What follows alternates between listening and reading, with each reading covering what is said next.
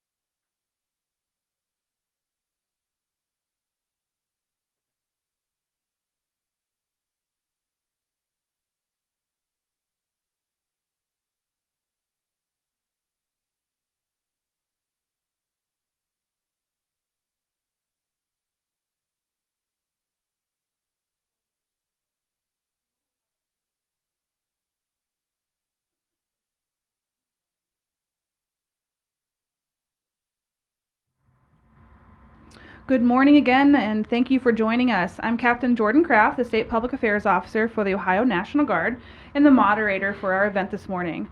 Today we're back for another town hall with our senior leadership to talk about COVID-19 support and what's changed, what's new, and what our new normal is going to look like as Ohio begins to open back up. Sir, I'll turn it over to you for introductions. I'm Major General John Harris. I'm the Adjutant General. I'm Colonel Matt Woodruff. I'm the commander of Joint Task Force 37th. I'm Lieutenant Alan Kilborn. I work with the air side on the Joint Surgeon General's office supporting missions through the, medical side. Thank you. Not a problem. Thank you all for joining us this morning. Sir, I'm going to start with you. Tomorrow will actually be 2 months since our first mission began in support of the state's COVID response. In terms of that support, where are we today? Well, we have over 900 soldiers, airmen, and members of the Ohio Military Reserve on duty. The mission set continues to grow. We started with 12 food banks, if your viewers recall, and we are now up to 14 of those. We've picked up some one-off missions, as I like to call them. We've put folks into nursing homes literally the night of the call to augment their staff when they've had staff test positive. We continue to provide medical support in prisons. We provide augmentation to the correction staff in prisons. Probably the largest mission we have going right now, of course, is the food bank mission. Those folks have packaged and distributed over 17 million pounds of food, which is absolutely incredible. The demand signal of those food banks just continues to increase and increase, and those food banks are so happy to have our people there to meet that need. And as we move forward, we're continuing to build capacity to help with testing as part of the transition that we're seeing happening in Ohio right now. Thank you, sir. I appreciate that. My next question is for you, Colonel Woodruff. Could you give an update on our mission support at the prisons, how that's changed and evolved over time since it first began? Absolutely. So initially, we provided a medical support team to go into the Elkton prison, which is a federal prison, to augment their staff as they had COVID positive staff members. And we spent about a month taking care of patients at that facility and facilitating operations there.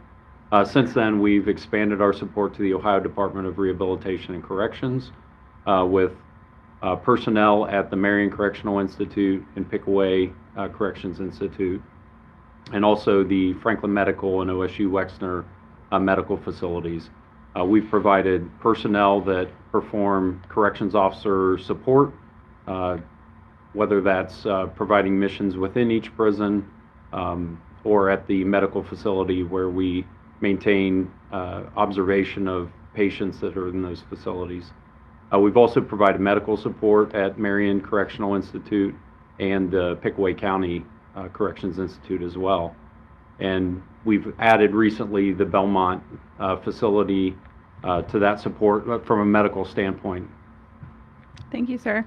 Are our derbises still out supporting some of the prisons, or what's the status on those? They are. So we've put 2 bed down systems. It's a large group of tents at the Pickaway County Institute and the Ohio Women's Reformatory in Marysville. The one at Marysville is still in operation there, and the one at Pickaway is in its tear down phase and should be fully torn down by tomorrow. Thank you for the update, sir. I appreciate that too.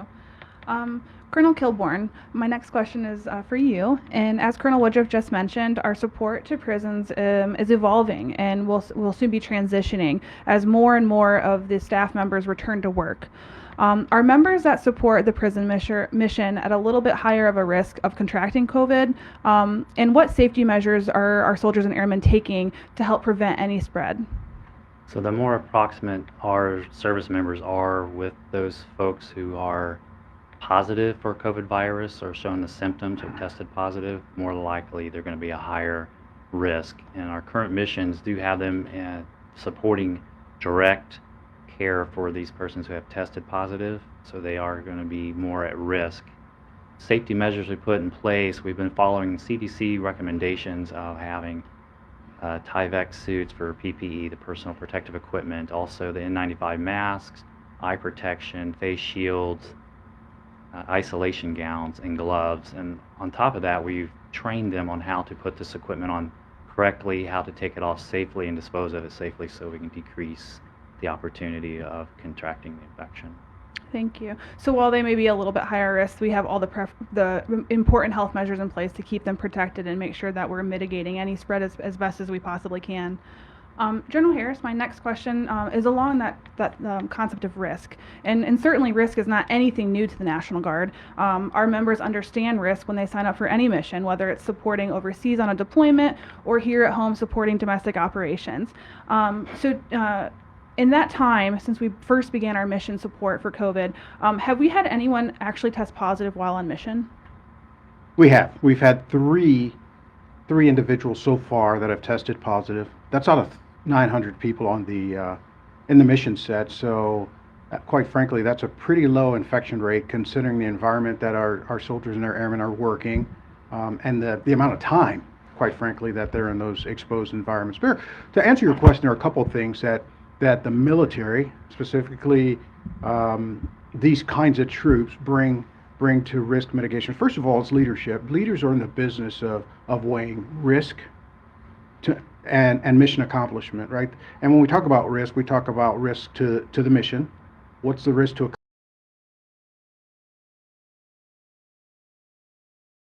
Sorry for that disruption. We apparently dropped our feed.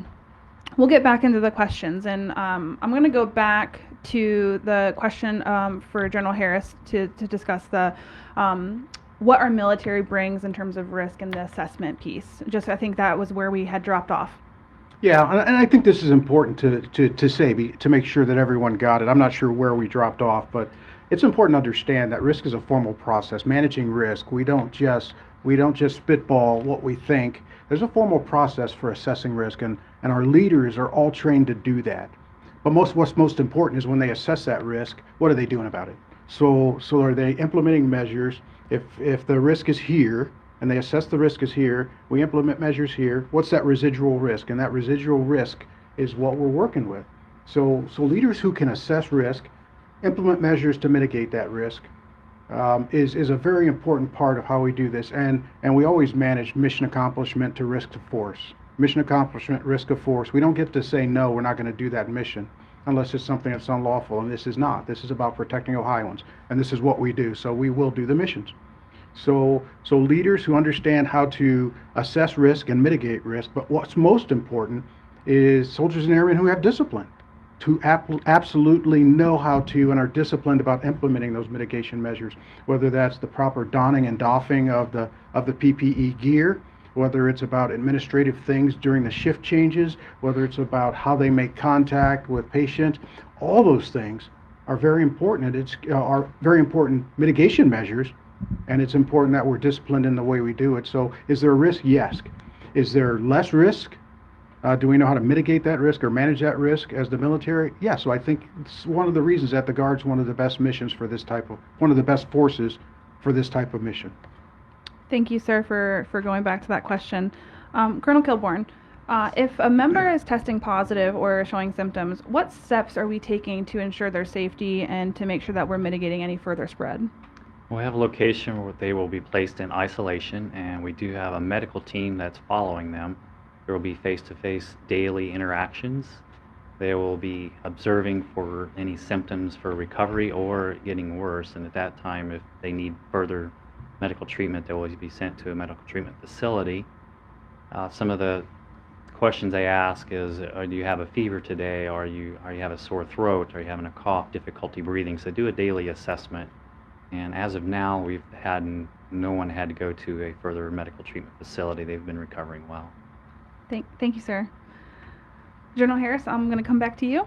Earlier this week on Tuesday, the governor's press conference, it was mentioned that the Ohio National Guard was going to be supporting a new mission with the Ohio Department of Health with collecting samples for COVID-19 testing in long-term care facilities. Could you expand on that, and what exactly will we be doing? Well, the exactly part is still being worked out. Today, we have teams, actually yesterday, we had teams that have come on board. We called them to duty from their civilian jobs, and they've begun training. Ohio State University is doing the training on how the proper way to do swabbing, so we maximize and optimize that. But we'll have teams that will go into these long-term care facilities, that's nursing homes, and it may even come to assisted living facilities, and they'll do the swabbing. Our mission will be to literally everything from getting the sample sets and acquiring those to dropping them off at the labs and everything in between. Believe it or not, there's pretty significant administration that goes into this. This is medical information, so those kinds of rules apply, and of course privacy and selecting the patients to be swabbed. All those things are part of the mission set.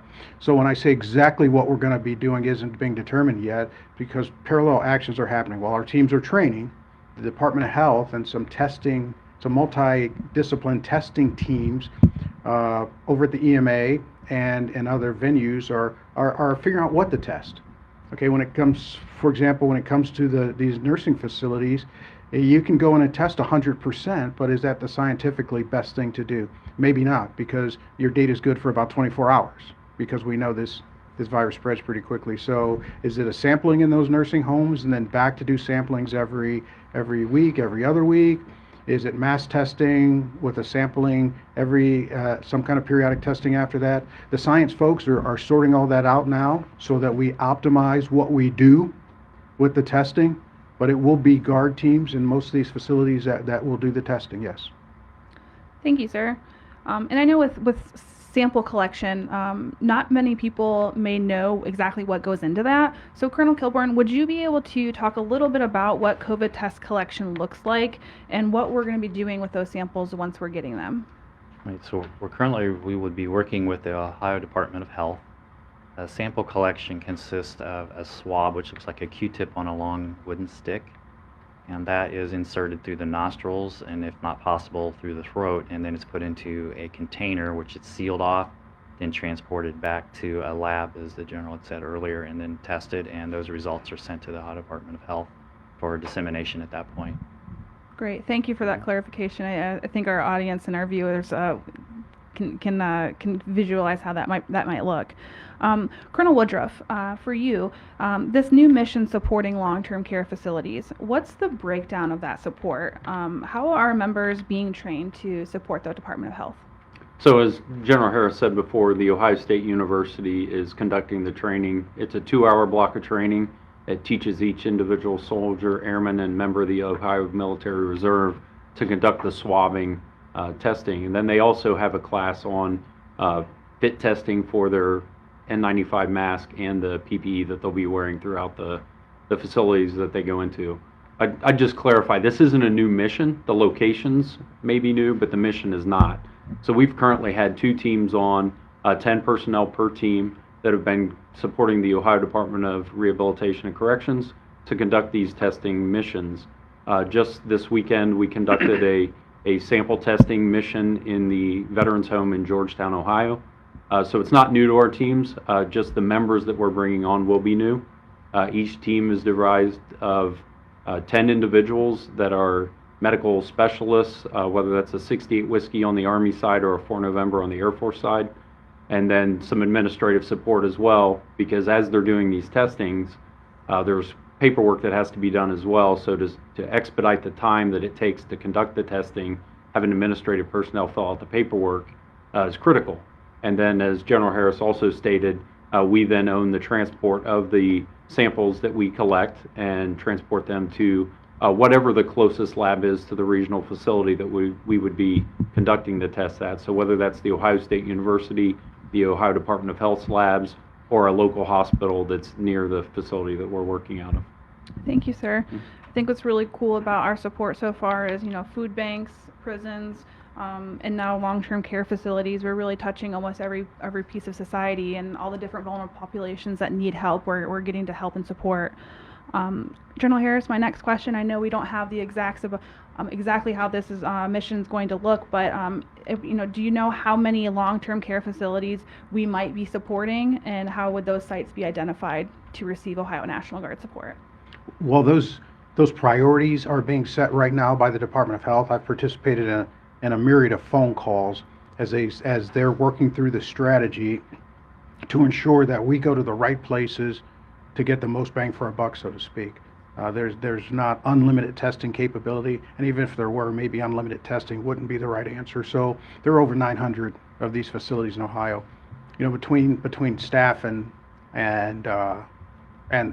residents, there are over 150,000 people just in the nursing homes. That doesn't even include the assisted living facilities. So again, does it make sense to test 150,000? Do we go to the areas where we've already found COVID, where we already know there may be COVID positive staff or patients?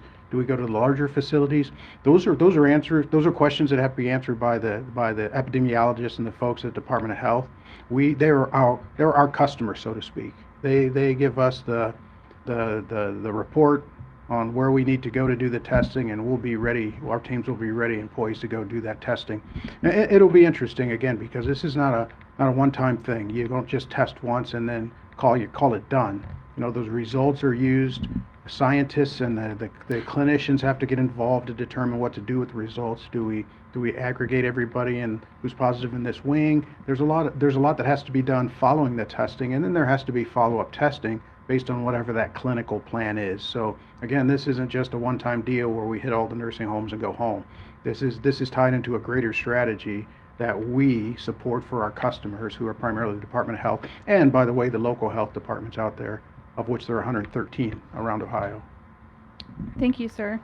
We did receive a question from our live feed from Annette regarding testing for soldiers. For our soldiers that are out on mission, if they were displaying any symptoms that might be curious for COVID, that cost for the test would not be incurred by that soldier. Is that fair to say that if a soldier is not going to have to pay for a test if they're on mission to validate if they have the test? That is fair to say. Okay, yes. perfect. Absolutely. Yep. I was pretty sure on that one, but I wanted to make sure. And then, Colonel Woodruff, this not new mission, but new spaces and locations. How long do we think this may go on for? So I think our initial estimate for these missions was for the next 2 to 3 weeks that we would be conducting testing across facilities throughout the state of Ohio. But what I would say is, I think as long as we are the choice of the state and the need is there, we will be ready to support. Thank you, sir. And Colonel Kilborn, the safety of our members from day one has been our top priority. Could you discuss, again, for our viewers, what protective measures may be implemented for the mission in the long-term care facilities? Is it any different from what they're doing at any other site?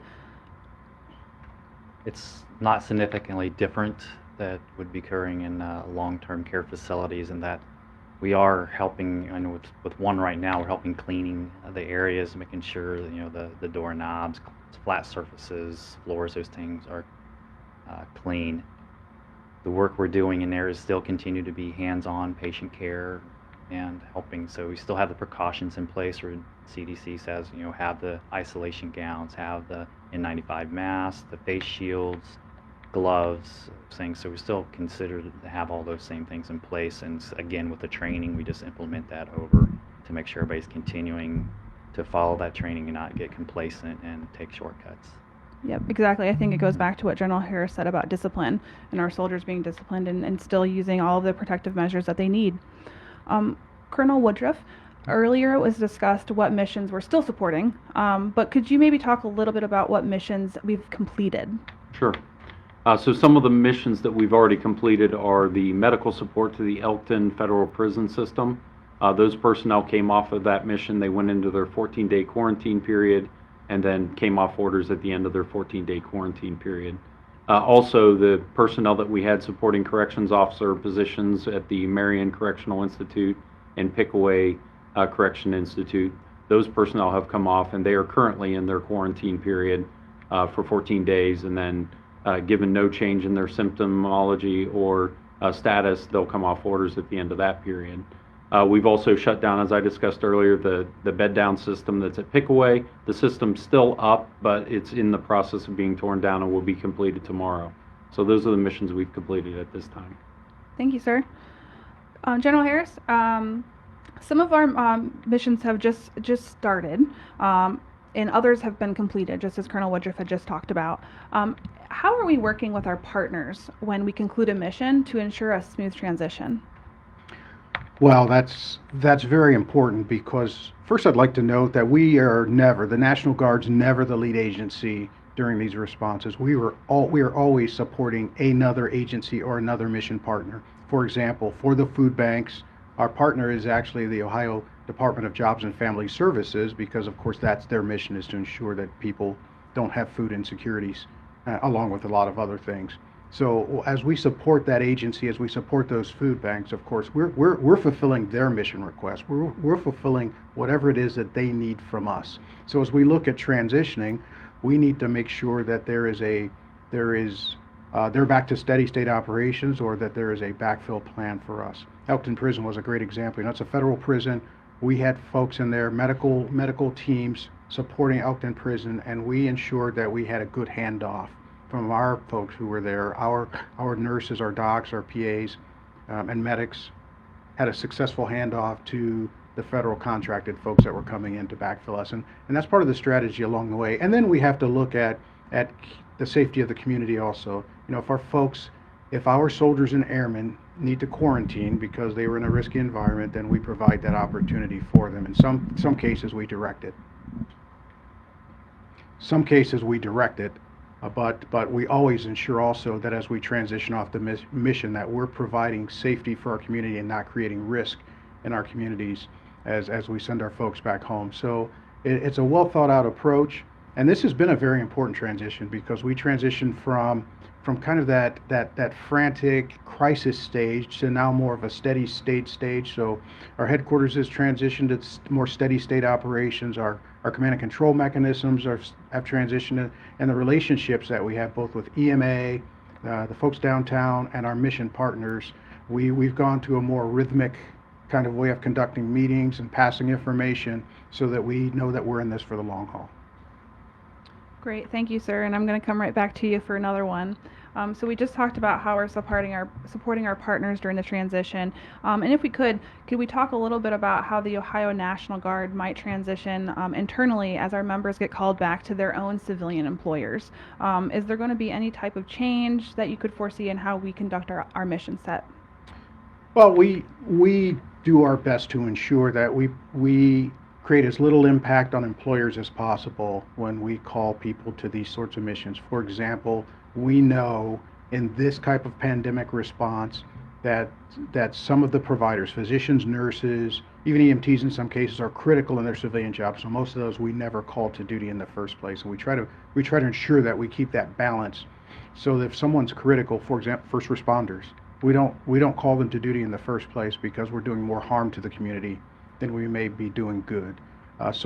Again, we're looking at each mission set, and as we look at tapering those mission sets off, tapering the priority of folks that go back to work, depending on their criticality or whatnot. And then, if it's a long enduring mission, we may find ourselves transitioning completely different teams of folks back onto duty. And that's a big unknown right now. That's a big unknown because this is the length of this response. What will happen next? Will there be a surge as we reopen the economy? Will there be a surge this fall as we have this occur at the same time as we know there's going to be a spike in flu cases? All those things we watch, and then we have to regulate what force we have on duty accordingly. Thank you, sir. Colonel Kilborn, the last question for you. For those members who are transitioning off of mission, the Ohio National Guard has a process to provide for their safety and the safety of the public. What does that process look like?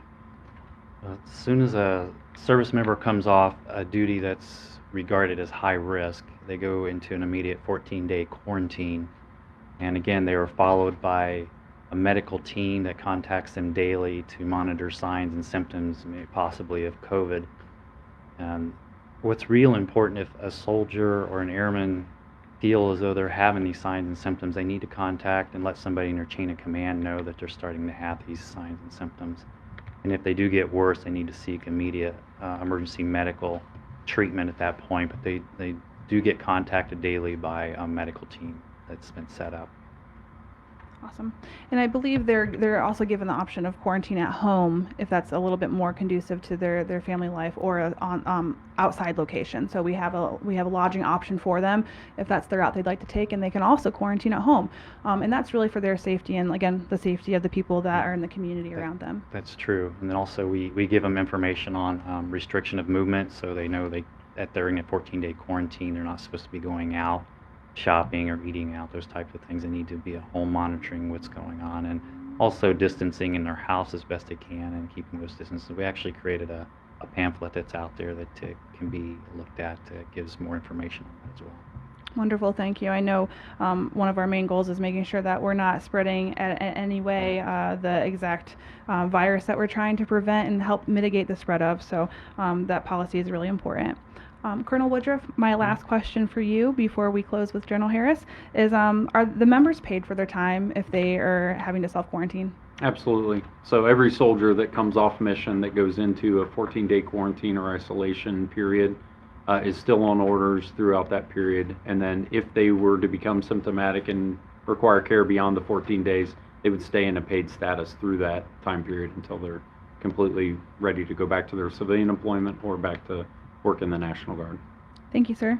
And General Harris, my last question for you. Something we've seen a lot in the news and on social media from around the nation is the phrase Title 32 502F, which sounds a little bit like alphabet soup from shore for civilians. But could you explain exactly how that differs from state active duty? Are any of the benefits different?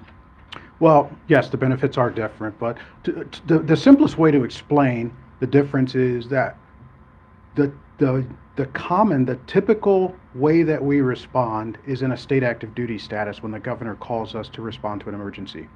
That means that the governor is the commander-in-chief, we use state dollars, and we pay those people their equivalent of what their active duty pay would be, but it's paid with state dollars.